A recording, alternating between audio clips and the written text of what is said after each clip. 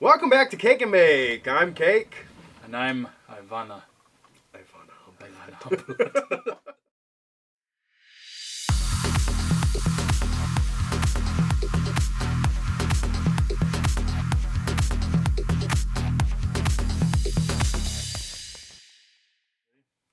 Welcome back to Verbal Wars. I have to edit that. Too much. Just keep going, bud. We're too far to turn back now. Verbal War Wednesday. Today we ask ourselves 5 questions and give ourselves 5 answers. And we give you 5 answers as well. Sure, that sounds great. What is your favorite candy? Bark bark. Bark. My mom got a puppy. What is your favorite candy? I would say Snickers. I like Snickers a lot. Or Zero Bars. I like the Zero Bars too. You know. Good choice. Good choice. I like Three Musketeers or saltwater taffy. Oh, saltwater taffy's so good. Yeah. I used to like Three Musketeers a lot, and then I just got sick of them. I like Pez more than both of those, though. Oh yeah, I forgot about your Pez refills? Pez Oh addiction. my gosh. Our Alright. second question is, what is the biggest life change you went through? I don't really want to talk about mine. I should think of a different one. Me neither. You go for it.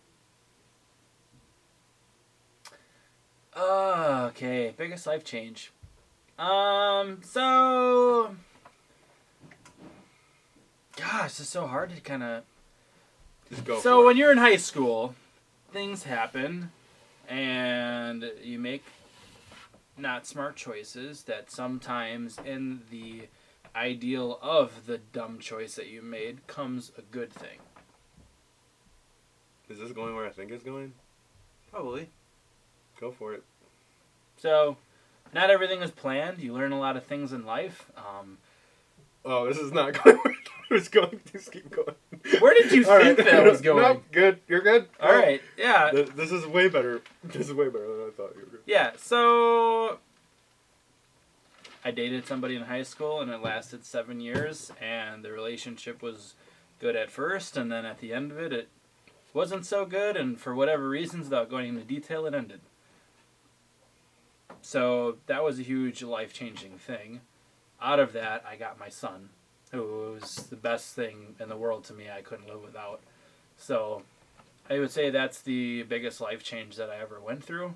You know, kind of going on my own and having my son, and, you know, now I'm with my girlfriend and she's awesome, and my kid's mom is with her boyfriend and they're doing their thing, Yeah. and, you know, things are great. That's just the way that life works. Yeah, I don't think that's really a shot at anybody either. If you do, No, you just have to if be you really- have anything going for 7 years and Yeah, it stops, you just like- got to be really careful on how you say that. Yeah, you know? yeah, that could be. So, but Yeah. yeah, that's the biggest life change for me. What about you?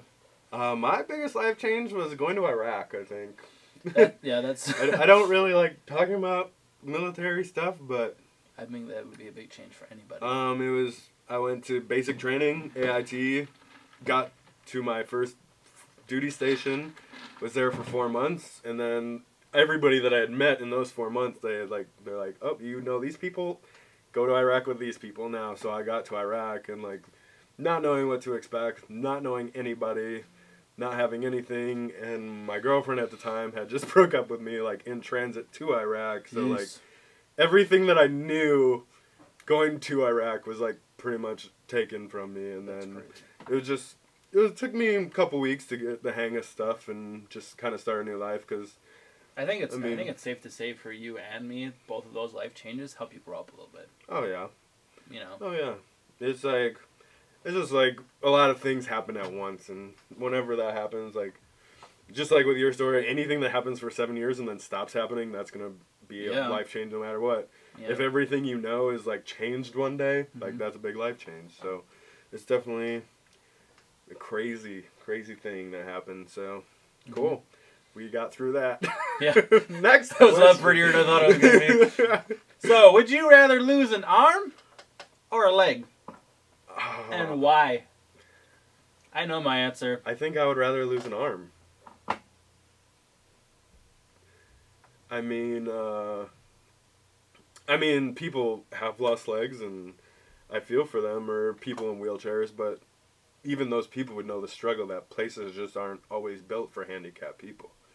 You know, yeah, but if you have one leg still, you could still get around. but if you have both your legs, you could still walk upstairs and do all this stuff, and then you just don't have an arm. Like, then you just like swing your body and like one arm flies around. But like It's you could exactly still like that. like anytime you wanted to go somewhere, you could go somewhere and not worry about like, is there steps? Is there stuff? Is there this?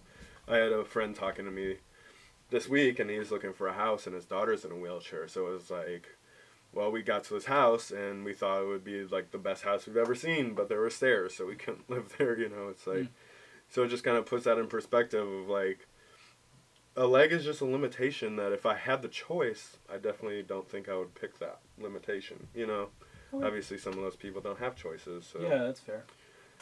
Yeah, So, yeah. One of the important things to remember out of that is if you're somebody that loses one or the other, you didn't really have a choice. Yeah. You know, it is what it is. And the other thing is if you lose a hand or an arm or a leg, you still have another one to kind of rely on to help you out, which is good too. Oh yeah. But personal preference, if they decided they had to cut one off for some reason, I would have them take a leg. As far as I'm sure there's a lot of stuff that you do with your legs besides like walking and jumping and running and whatever. But I feel like you do way more with your hand. You know, you write and you wave and you signal and you just, other things. You do a lot of stuff with your hands and just, video gaming. Imagine trying to video game with one hand. Oh yeah. So that's just my personal preference, but I would definitely rather choose to lose a leg. Yeah, So. I guess we sit most of the day anyways. Right. But yeah. Anyways, this is a depressing ass Fur Wars. What happened this week? Hey, what is your favorite day of the week? Oh, hump day! Hump day! Hump day! I don't really care. I don't have a preference. No? Every day is pretty much the same. It just... Man, that'd be nice. I mean, I obviously have classes some days and this to do those days, but I feel like some people's favorite days are like Saturdays and Fridays, but like, just with the lifestyle that I live, it's just kind of like every day is kind of like a weekend after you finish what you do, so. Word. I would say my favorite day is Saturday. Friday, because it's just the shift that I'm on. I get done Fridays at like 4 a.m. and I go home and I sleep till like, I don't know, noon or 2 or 8 a.m. I don't know. It's never the same. But that day is already over. Like once I sleep and start that day, it's already like over. Saturday is a full day, no matter what time it is. It's all free that I can do whatever I want. So Saturday is my day to kick it. Kick it! So that's it. Yeah, it's just, like, this is work for me, and this is a Friday that we do this, so Right. It's like, technically my Friday would suck because I have to work, but I don't hate doing this, so Right, it's I like, would say your work's not really work, it's fun. I make music for work, Yeah. I make music for school, it's like, work isn't really work, I enjoy what I do most of the time, so. Right, yeah then. Days come and go. What is your favorite holiday? You answer this one. I don't. I've never heard of that holiday before. You go. Go. Hugo? I don't like holidays. He doesn't like holidays. Because he's weird. I just feel like you shouldn't have this day, like, dedicated. Like, it's like, you want to go spend time with your family? Go spend time with your family. You don't need a day to wait. Like, I'll see you next Christmas. Like, why don't you see each other, like, a different day? Like, Yeah, you don't buy people presents for this day. Like, if it's January 1st and you see something you want to give somebody for Christmas, you're like, oh, I gotta wait 12 months to get them that. Just go live your life. Buy people stuff. Do your thing. Spend time with your family. You don't need a holiday to do that. No, you don't need a holiday to do that, but it definitely helps knowing that a holiday is coming up and that the majority of your family have requested off for that because they know they're going to see each other. That always helps out. I don't know. I wanted to say Halloween just because of all the cool costumes and whatnot. And I feel like Christmas is like the standard answer for that. Christmas is my least favorite holiday. I'm not going to even get into that. I would have to say Halloween because there's always like some cool stuff that you see that you did not see the year before. Yeah. You know, it's always something that can be a little bit different. So I would say Halloween. That's my answer. I think if I had to pick a holiday, it'd be like 4th of July or something. Just because it's in the summer. And I hate cold. And, like, everybody's so stressed out for, like, Christmas. Like, you know what I mean? Oh, yeah. People get so stressed out. It's like, why do you need this day a year to get stressed out? Like, 4th of July is like, let's light shit on fire and drink some beers with our family and just have a party. Like, cool. Like, I wish there was a holiday just about fishing. make one. I should. Just, like, pick a day a year and then go fishing every day except for that day. Like, welcome to Fish Timber. Alright. Yeah, so that was that. Favorite holiday. That was that. Thanks for watching Verbal Wars. Comment shout out of the day goes to Emily Romeo. I was waiting for you to screw up. I didn't, though. Good. She commented on the accent challenge and she said, best video ever. Crikey, that's great. P.S. What's in those flippin' huge pictures? Oh. So we upgraded. At that time, it was sand. I was drinking blue Red Bull in mine, and the episode before we were making kinetic moon sand. If you don't know what that is, check it out. And somehow I got some in my drink, so it stayed this full, and I didn't touch it after that. Then I had tropical Red Bull in mine. Yeah, that's right, you did. But today I have a pitcher of sweet tea.